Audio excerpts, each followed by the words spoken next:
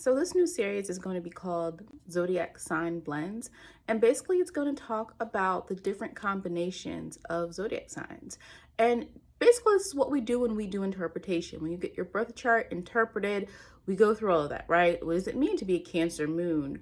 But you have a Capricorn sun and you have a Leo rising. What does that look like? Because all of your energy together is going to combine and create who you are or how you express. Now, one thing just to note about this is it is going to be limited. I cannot go through, it's not a birth chart. I can't go through, a sun in Gemini, moon in Aquarius, your Venus, your Mars, or Uranus. I did take some, suggestions from people, and I'm trying my best to fit that in. But please make sure that you like, that you comment, and if there are any sign blends that I missed that I can do for next time, let me know. Just like most of my series, I'm sure that throughout the duration of this, it'll get better, it'll get more concise, but I'm just going to start off with the ones that some of you suggested. So first up is the Aquarius and Capricorn mix. So already with that, we're going to have to deal with the fact that there's a Saturnian energy to both Aquarius and Capricorn. As we know, Capricorn's ruled by Saturn. Uranus is the modern ruler or co-ruler of Aquarius. Now, when I'm doing birth chart interpretations and I get an Aquarius person, Aquarius type chart, I always ask myself, is this more of a Saturnian type of Aquarius, or is this more of a Uranus type of Aquarius that's kind of pushing pushing the envelope, who's kind of rebelling against a bit against things? Or is this the Aquarius person who's just more Saturnian? They like to use their skills in order to be successful, right? So you have two extremes, right? What I wrote was that, it's a person who's quick-witted, typically successful. They care about the success. And so what you'll have sometimes, you'll have really intelligent people who are Aquarius, or, sometimes I even see this with the Aries. I'll see sometimes these people who are really intelligent, but they're on the end where they don't use it for anything big. They just know they're smart. That's a very Aquarian thing. I just know I'm smart. I don't have to prove it to you. But when Aquarius and Capricorn are mixed together, you get kind of a different focus. This person could be ambitious, yields a certain influence around the group dynamics, but it's on purpose. It's not just, I just have this influence over people. Remember, Aquarius's influence is different than Leo's. Both of them have to do with the group, but Aquarius, it's more of the intellectual stimulation, or they're providing some different layer of understanding that sometimes other people don't. It really kind of pushes the envelope about what to think, what to believe, those different kind of conceptual types of things. Now, I would not say this is a person who is very warm and fuzzy. Now, again, depends. It's not a birth chart reading, and I'm not doing a birth chart reading unless you're my client. So I can't, you can't, unfortunately, I can't say, oh, well, someone can't say, I'm an Aquarius and I'm a Capricorn and I have this and this is the degree, and can you tell me what this means? Because that's birth chart reading, and there's certain ways I do things that requires other placements, but you can anticipate what this person is likely to do, more so than an Aquarius person who maybe has a lot of Aries in their chart. Right? That would be a different energy. But when you see the Aquarius Capricorn individual, you tend to see that this person knows more what they're going for.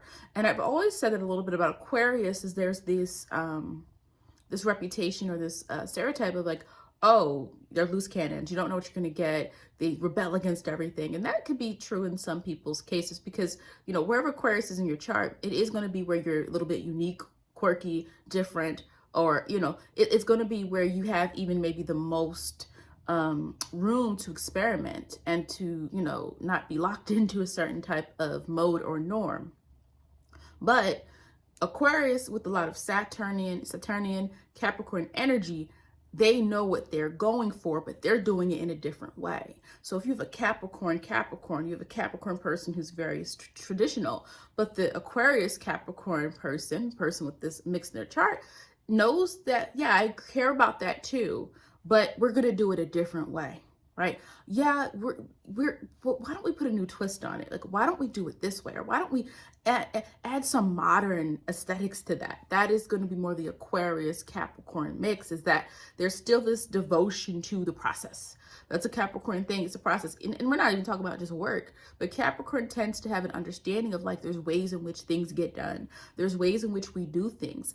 Oh yeah, we always go up to the cabin on Easter weekend. We always do that. Like Capricorn likes to be rooted in things that it feels brings this level of like anticipation that requires, you know, a certain level of, you know, expectation. You know, it's, this is how we do things, you know. Whereas Taurus is more like, I feel comfortable, right? And Virgo is, I analyze this, and this is why we're doing it this way. So with Aquarius, that's just something, Aquarius and Capricorn mix, this is going to be a person who, when you see them, you're like, oh yeah, they're following you. They might do their own thing. They care about also being free, freedom of expression. This also could be a person, let's say they're a boss or something. Well, they care about the rules, but they understand you can sometimes circumvent the rules if you get the goal, right? It's not this very strict. It has to be like this energy. When you have Aquarius in the mix with the Capricorn person, this tends to be an understanding of like, as long as we get the job done, as long as we do it, I don't care, right? It's like, you know how you have some parents where they want you to clean, it has to be done a certain way, but it's like, you know, this is just an example, but the Aquarius Capricorn energy is, it got done. And the Aquarius Capricorn mix might even appreciate people who have a little bit of individuality to them. They appreciate, you didn't just follow what I said you should do, you did it your own way. And so you sometimes can see people, especially depending on what other placements are in the chart, who actually motivate people. But again, it's not going to typically be a very warm, fuzzy type of motivation. Now, the Virgo Gemini energy together, well, we're dealing with double Mercury, but the energy here is a person who feels like, I need to explain what I think. And whereas usually with Gemini, it's, I need to say what I think. And Virgo by itself, or Virgo isolated, would be more, I'm analyzing this all in my head. I'm not going to say anything until I've actually figured it out. You know, I'm looking over at my screen. Gemini can express with more certainty, but the Virgo has a thought process. Okay. Definitely a lifelong learner, though, if you're having this Virgo and Gemini energy here, because the Virgo is trying to figure out the best method, the best way to do something. Virgo energy, you don't tend to have to tell it to improve something. That's why sometimes some Virgos can struggle with even feedback. It's not that some Virgos can't accept criticism, it's that they already know they didn't do it right. And because, you know, certain signs are really good with self-reflection, you know, Virgo more at their work. Their emotions, that could be a different story. But the point is that sometimes people who don't have that same mindset don't understand that the Virgo person typically already thought about what you said. They already know, okay? They are just trying to figure out how to fix it. And so that's why sometimes you can understand, like, they're already going to be thinking in that way. Now, the two sides of the Mercury coin, we have the learner, the active thinker, which is the Gemini. And with Virgo, we have the efficiency of knowing how to categorize and organize. And so when you have Virgo and Gemini in the chart, I think it's very beneficial, because what you'll be able to do is you'll be able to kind of maybe have a little bit more of that social courage that some Gemini energy people can have, where like they know how to get a conversation started, right? And then with the Virgo, though, it's there's an outcome for it, right? It's not just I'm saying what because sometimes, you know, Gemini energy can say too much, or can say, you know, you weren't supposed to say that, or you said something, you didn't think about what you're going to say because you thought about it, but you didn't process how it would come out. With you have the Virgo combination, you kind of have a strong Mercurian nature, where this is a person who's likely to even, you know, be able to better explain to people in ways that brings them in. I think that Gemini's curiosity sometimes can be helpful to initiating the conversation and getting things started, right? Because a lot of times Virgo can work in silence, or Virgo is going to work on its own until it feels a need to come back and tell everyone what to do, or tell everyone what they've come up with. But I think with Gemini, you get I'm going to explain everything. I'm going to explain my process. I'm going to explain why I'm doing it. And I'm going to invite you in as well, you know? And what I would say here is like, the difference with the Gemini, what happens with the Virgo Gemini is that you get this person who is, like, for example, you could have Gemini by itself, and it would say, you could have a person that's like, I was curious about college, so I went for a semester, you know? Now, Gemini is associated with the third house, not the ninth house. In college, you would see ninth house. So what I'm saying is that Gemini is mutable. So with mutable energy, we always have to understand the fact that it can change, it can meander, right? Virgo, Sun, Gemini, Moon. Let's say you have that person. Well, they're like, though I'm curious about many things, and sometimes I change how I feel, I know there's an order and a process. So when you get the Virgo and Gemini mix, there's an understanding of the process. there's also an understanding that you need to communicate things a little bit more fluidly, right? So once you get the Gemini dose to the Virgo, or when you have the Virgo energy to the Gemini mix, now you also have a level of intentionality and a level of focus, right? And so with that person, there is a focus on the cerebral. This is a very mentally stimulated person. This is a person who's going to probably need to explain it. Like, sometimes people can get annoyed by, like, let's say you're at work or something, this person keeps talking. This person has to ask you questions. What do you think about this? Because I have to do this report. And I thought, like, that is the Virgo Gemini energy. They're going to want to talk thoroughly about their experiences, and in a way where they have to kind of, and sometimes it's for them more than you, for them to really think out loud and process what they're thinking and process what they're feeling. So with this person, this, if you see this in someone's chart, this is a very mentally stimulated person. This is a very cerebral person. This is somebody you want to get to mentally. You want to communicate with them, and you want to be thorough, okay? Because that's the Virgo energy of that. The Gemini also seeks the need for the communication. Like, I need to know the information. The Virgo is the process. And so when you see people like this, if you're able to meet both, you're going to actually probably get a good, you'll probably have a good, like, relationship with them, because these people need both. They need to understand that they need to feel like they're being listened to, and they also need to feel like you're giving them the mental stimulation. You're engaging in the conversation. You're answering their questions. You can't leave them hanging, right? They're going to value communication above many different things, even sometimes above action, right? Because they're kind of like, well, I have the information I need. Oh, well, like, I'm, nothing else is as important. So the Leo and Libra. So if it's a Leo and Libra, and again, it would depend on if this, what is this? Is this the moon? Is it the rising? Whatever the case may be. Now this would be sextile signs, right? So let's say you do have a Leo sun and a Libra moon person. Well, the individual is expressive, I would say, or joyful about their connections. You don't have, it's the Leo who understands that they can have pride about who they're connected to, or who they are in a relationship with, or who they're around. It's about connectivity. It's about companionship, but having a lot of enthusiasm about it. This is the person like, oh yeah, this is my friend, come along, or this is the person inviting somebody out after work. That's right. That's the Leo need for celebration, Libra need for connection. Like, let's go. Not as guarded, right? Where you would have a different sign. If you had a Virgo Scorpio mix, it's more guarded. So there's a level of consideration this person may have. There could be a little bit more considerate sometimes than maybe other Leos, because the Libra energy is going to mean they understand that there's another person involved in something, and they're not a person just bulldozing over everyone else's decisions. They understand that there's other people that need to be a part of this, so let me get them invested as well. I would say typically, now again, it depends on what else is in the chart, the houses, of course, but an upbeat nature or tendency to need attention. You could have, they're made to feel special. You want to make them feel special. They need attention. They need attention. They need attention that's of a enthusiasm. Remember I said with the Virgo Gemini mix, they need mental attention. But with this, you need they need attention because they need to feel that they're being listened to through the moon. But also remember, Leo's traits is Leo wants to be seen and noticed. And Leo's kind of like, look what I did. Look what I did, and not that all Leos will say that, but Leo kind of sometimes draws that attention, even the risings. And so there's an expectation, or sometimes it's expectation, like, I'm just going to shine. I'm just going to be seen. I'm just going to be noticed, or I really want to be noticed. And when you include that Libra, it's now, you can get some codependency there, especially for attention and being noticed.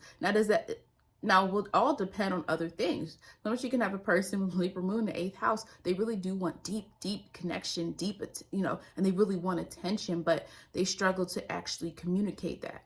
But at the end of the day, you see that Leo and Libra mix. Yeah, that person needs attention. They need to be seen. They need to also be feeling like you listen to them. But it's you're listening to them, you're considering them. You're not just listening to them to just like tell them what to do, because sometimes Libra in general just want someone to kind of engage with their thought process and maybe even add a different perspective. But it's not, remember, if you're too dominant, you're too contentious, this can be an issue with this individual, because Leo is about pride And Libra doesn't want to disrupt and to be disturbed. And so you can sometimes have a person, the way in which you communicate with them, you kind of, yeah, your idea was really good. Let me tell you what you can do to fix it, right? This is now, whereas with your Virgo Gemini mix, now Virgo, if you keep it really to the work and you don't criticize the Virgo themselves, they tend to be able to listen to the logistics of something. Like, these are the facts. Hey, fix this right here on the project, not coming at them. Whereas with Libra and Leo, you sometimes have to kind of like gas them up a little bit sometimes, because again, there is a level of needing to be liked or needing to be, the positive has to be uplifted. These people could be really good with any type of positive type of work, where they can uplift others or make others feel good about themselves. Not saying they have to do that, but that's just one of the things. What I had wrote about the Leo Libra potentially is that this is not that you did what I said, you listened to me type of energy. Yeah, like, listen to me. Like, I don't always need you to solve my problems, but I want you to like consider that what I have to say matters. And then also they can attract people. Okay, Leo and Libra energy, right? The sun shines, Venus, it's a relationship, partnership, it's, the things we value. So these people can attract a lot of people, attention. You would want to be careful of not being that person who's always in a relationship, because if you're always in a relationship and you don't have a sense of self, you can struggle. And by always in a relationship, I mean, if a relationship ends, you can't just be alone. You have to like, oh, let me find someone else. Let me find someone else, right? Like, that could be a difficult. Now, again, for some people, it's not that. It's you are very attention seeking in your family, or you're very attention seeking from your best friend. So it's not always, if you're not someone who dates a lot or whatever the case may be, you have to understand that like this, knowing yourself and understanding yourself, and also being comfortable with difficult feelings. That is hard for Leo Libra person. That is very difficult, because Leo is, I'm trying to shine, I'm trying to be seen. Like, no, we're not, I don't want to deal with the tough stuff right now. And Libra doesn't like conflict, doesn't feel comfortable with conflict. It's not that it can't handle it. Some Libras can, it's just that it doesn't feel comfortable. So I'm just going to avoid that. I'm going to avoid everything for the positive. So you just would want to watch out for that. Leo and Scorpio are square signs, but that square, that tension, this person is always trying to get more. This person, they can seem very paradoxical, because you have the side of them that is a little contemplative, a little mysterious, not mysterious in the way of which we think of Scorpio. I mean, mysterious in terms of, I don't know what they're up to, but they just did this great thing. They want attention, but they want respect more than attention.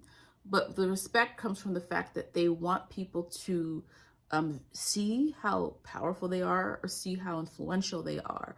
But it comes from a different place. Let's say you have, is it a moon? Is it the moon in Scorpio, where the person deep down has really intense feelings, but on the outside they feel like they have to show the more jubilant side of themselves, or they have to show that they're confident. That can cause some issues, because that is a square. Remember, those are square signs. Then, or is it the Scorpio sun, Leo moon, where on the outside this person seems really under control. They've got it. They don't need anything, but the Leo moon thrives off being noticed, being, nurtured in a way, their talents being nurtured, from being, considered, from being paid attention to. But Scorpio, since it's Scorpio sun, Scorpio rising person, we assume they have everything under control, or we assume like they're okay.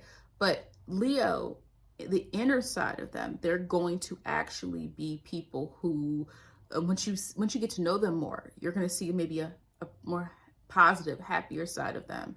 I would say, like, especially if this is a Scorpio who also has Sag energy, like the Mercury and Sag or something, and then they have a Leo moon. Like, this is a different Scorpio person. They're intense, but they also have a level of, their passion comes out. There is a little bit more extroversion if you have a fire energy person, or fire energy, but you have some Scorpio, right? But the Scorpio is going to mean that they go deep, they go intense. Or you could have a person where the moon, let's say they're moon Scorpio, they know themselves very well. They understand their emotions, but they're not showing it to you.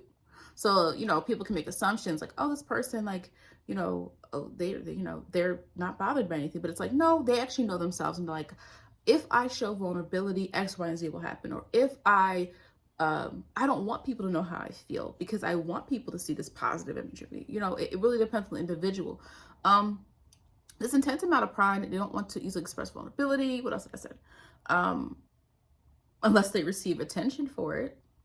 You could have, depending on the person, some dramatic energy. You know, because Scorpio it's intense. It's trying to consume in a way. If you combine these planets, I mean, these signs, and there is any issue with the person, you get that.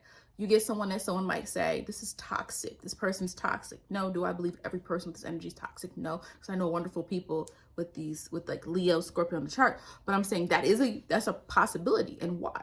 Well, Leo thrives off attention. Leo's known for drama. And by drama, I mean like literally performance. You know, you have a lot of people who are creative in the arts and theater, right? And then also you have Scorpio, where it's intent, it's the deep, it's the more the more attachment type of energy. And when Scorpio attaches well to something, is good. When Scorpio wants something and it goes for it, it can have great outcomes for them and people around them.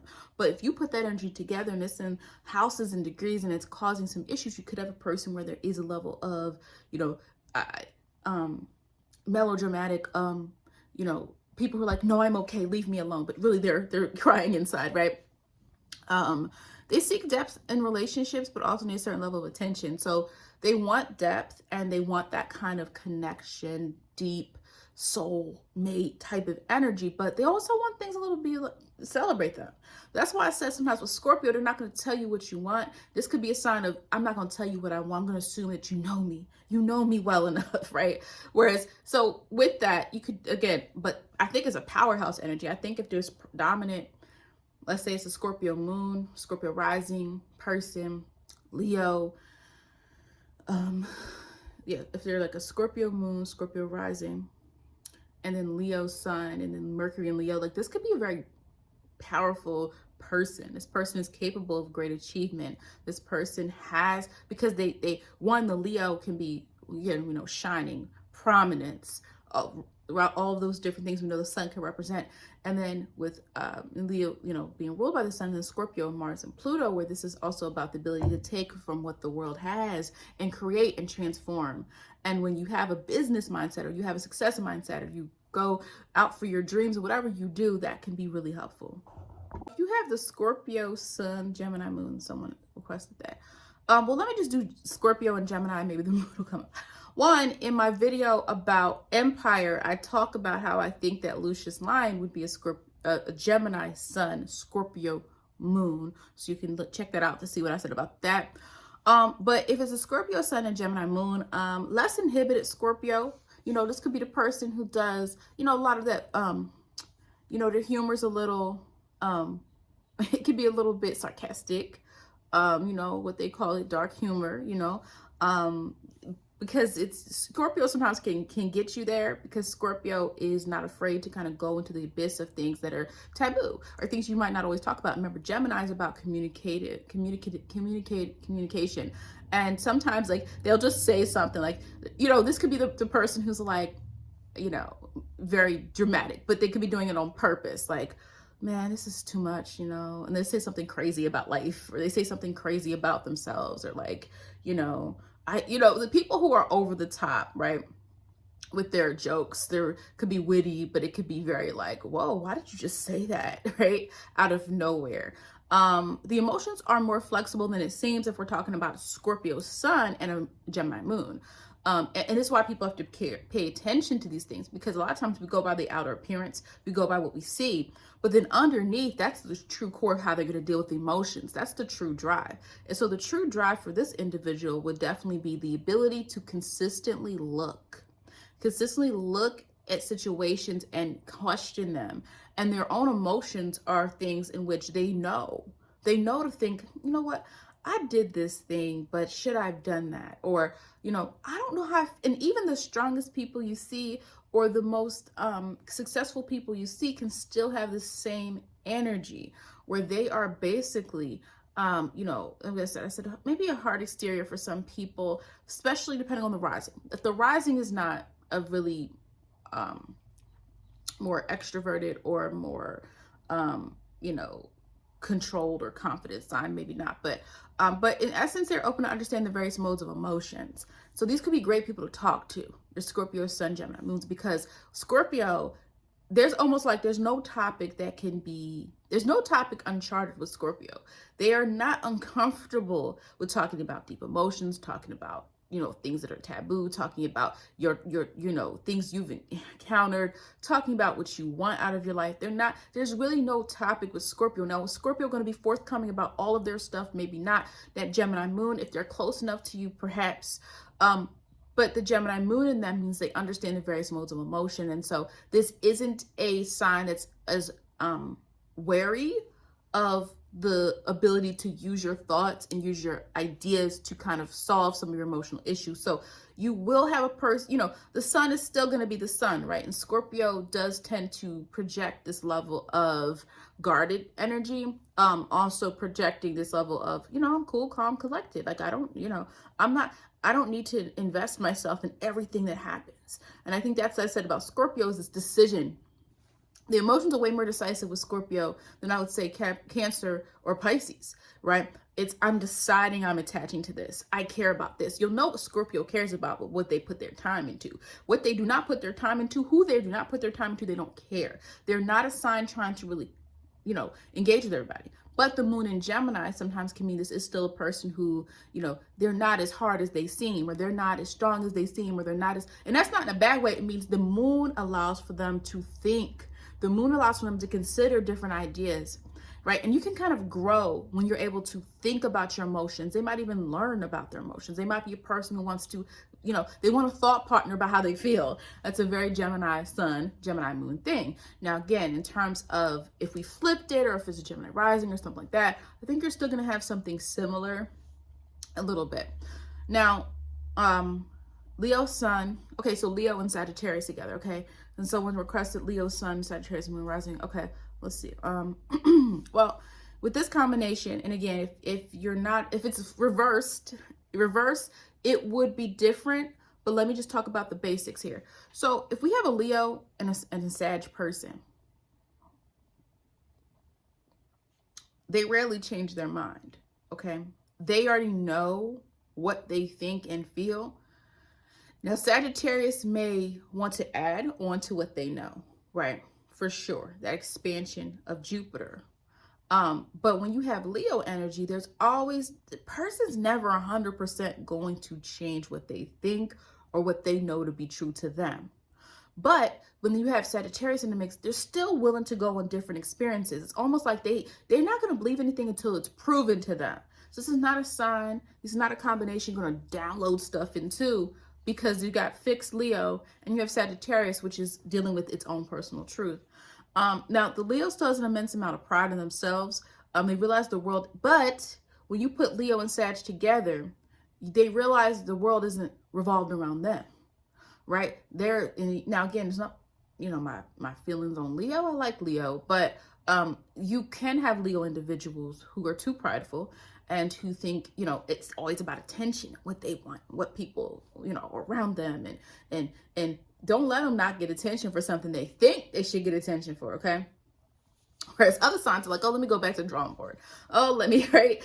Leo was like, nobody noticed me, like, I'm being very sarcastic there, because not all Leos are like that, but because I know when Leo, let me think about this Leo. Yeah, this Leo person, they're really low key. They're funny like a Leo. They're brave like a Leo, but they're low key. Probably got some little, probably Mercury and Virgo. There's something Virgoan about this person. But anyway, more willing to indulge in experiences. The Leo sun with Sag energy, because this person is not looking at it as just a me, right? Leo can sometimes be me. It's my experience. We have to second guess.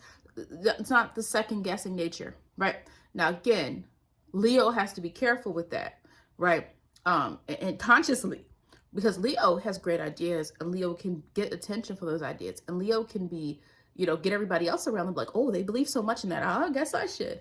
But sometimes with Leo, it's such a centered thing that they have to be careful with that, because everything you think isn't right, or there's other experiences out there. There's other ways to think and perceive things. So with Leo, with the Sag energy, I would say they're more willing to indulge in experiences.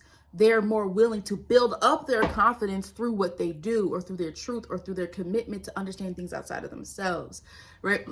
Now, they're adventurous more than performative. We understand when we add Sagittarius in the mix to Leo, it's competitive.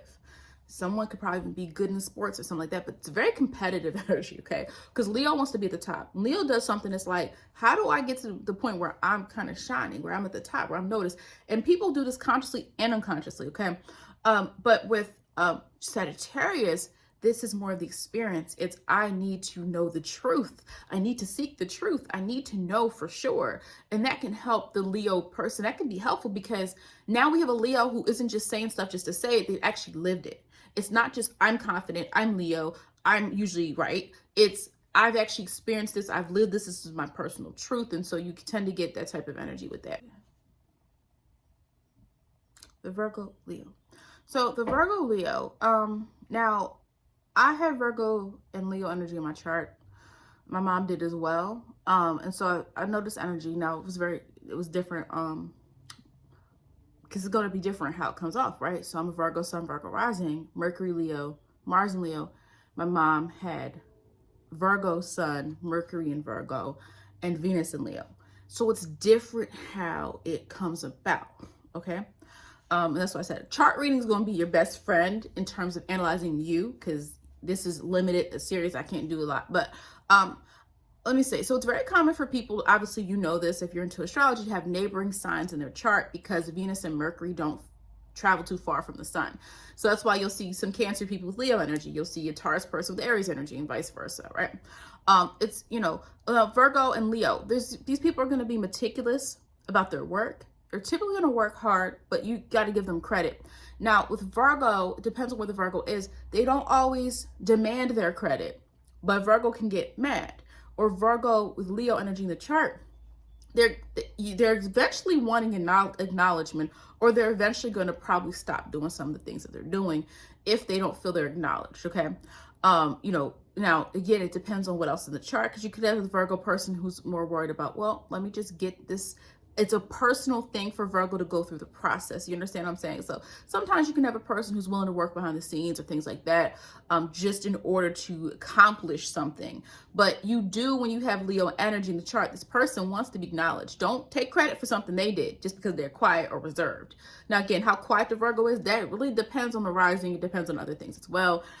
They can present as humble, depending on the amount of Virgo energy.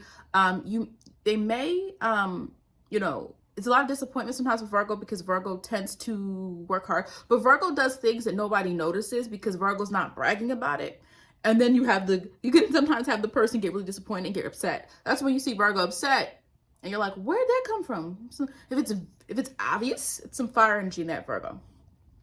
Virgo more explosive is a fire. There's some fire there. But what I'm saying is, like, it's eventually going to come out. Right. So it is important for Virgos to recognize you want not attention, but you want acknowledgement for what you do. Get credit for what you did. It's okay to remind people, you know, because you're already humble. You're typically not going to come off as egotistical, right? Unless there's other things in the chart. Could be. There's some egotistical Virgos, but there's some other things going on there. I have a theory about, I'm not going to talk about why some Virgo combinations. I'll talk about that in another video. They could be creative if there's Leo in the Virgo. They're creative in some way, but they aren't as open with it as another sign may be. Sometimes they might not even know that they're really good at something. And again, it depends on what it is. So for example, I have Mercury in Leo. I'm really good with ideas. I'm creative with ideas in that way. My mom was, you know, she's a Mercury in Virgo. She's very meticulous, very organized in terms of like what she, you know, her notes and all this other stuff and things like that. She was always more organized with paperwork than I was, or organized with certain things. But I learned a lot from her in terms of like doing things ahead of time, doing what you have to do, right? And not waiting till last moment. She had Venus in Leo. So the Venus in Leo with her, she was good at creating things. She's way better at decorating than I am. She was, you know, right? And she used to create things. You know, she used to make like flower bouquet things out of like artificial flowers and like make hats and glue. Like, it looked nice. I know I can't, you know, I don't have it anymore, but she was creative with her hands. I'm not creative with my hands at all. I'm creative with ideas. Do you understand what I'm saying? So Virgo's both meticulous. It could be good at something, but it's going to depend on what planet is it, right? What planet is going on. And your Leo your Leo sun person with Virgo energy is still going to be very vibrant. This person is still going to be more celebratory type of person. I know one right now. I know one, Sun in Leo, Mercury in Virgo. But when it comes time to work, this person's very organized.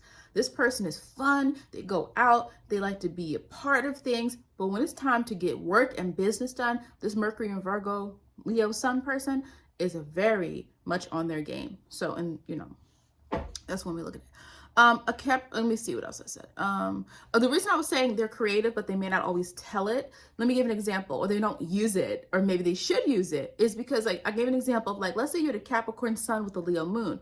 Well, this person might say, I'm going to profit off of my talents. I want to be noticed as a moon in Leo because emotionally that fulfills me. And as a Capricorn, I'm ambitious. I'm industrious. This is going to work. Whereas a Virgo Leo person, again, it depends on what else is going on in your chart. Like if you have a person with Virgo Leo and they have 12th house energy, they're typically going to need to work their way up to showing the world what they have to offer, because they're kind of going to do it on the low or do it on a smaller scale until they get confident. Now, the Virgo overlay to Leo is a sense of humility. But don't push them too much because that Leo will come out. There could be a difference between, let me see.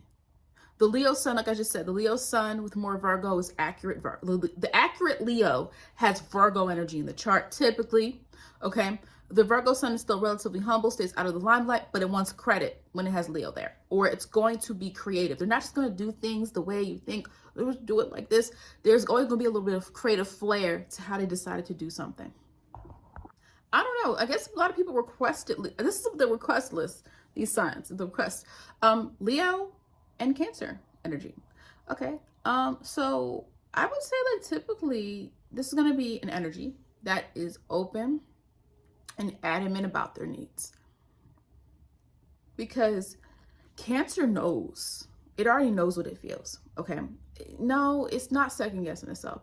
Cancer can be afraid of change, but rarely is Cancer unaware of what they feel, right? This is not a sign that's confused. I don't know what they feel. It knows. Whether it chooses to express it at that time, whether it feels uncomfortable to express, it's a whole different situation. Now, this could be a very performative sign, likes to perform, not just for self, but the work they do seems to be they're interested in the way others feel. This is the sign this is the sign combination that wants a reaction from people. This is why this can be a person who's good in the arts or good in creative arts, performance, dance, theater, singing, anything that kind of requires them to be center stage, but they're working with other people's emotions. Now, you could have, I said that's more performative, but you definitely can have people who are more into even working with children. If you know Cancer energy could be more nurturing sometimes. Now again, do you have toxic Cancer energy that's not nurturing? Yes. Do you have Cancer energy that's more self-absorbed because it's only worrying about its own needs? Yes. But for the most part, remember, Leo is the sign, 5th house, sun. Leo is associated with children. So this could be children could be a theme in this person's life. Even if they don't have children, maybe they're a teacher or they teach pre-K or something. Leo and Cancer energy tends to want to nurture something. They want to build something up, but it's not in a you're my kid, you're my lineage way, which is like Capricorn, but it's more of this other way in which there's a need to express and to give what you feel to someone else. And that's very Leo and Cancer like. Now it can be a doting effect, like I said, either on a partner or as a parent. There's like a doting nature to this person typically. Now they could be of a flair for being melodramatic, because remember, Cancer knows what it needs, and if Cancer is at a point where it has to express, because it's going to come a point where it's like, that's cardinal water. You know what Cancer feels. They don't hide it. They don't want, even if they want to hide it, it's cardinal. And I've always said, Cancer energy people, the people who are evolved and they're in Cancer, your emotions kind of control the mood room sometimes. Your emotions are visible, and you can use that for good when you want to connect to people.